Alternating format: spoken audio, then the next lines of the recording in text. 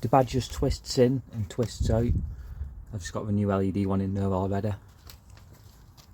Feed the cable up the back, along here, down underneath the headlight and up into the fuse box. So the fuse box is on the driver's side on the UK ones, and we're going to be removing this 15 amp fuse.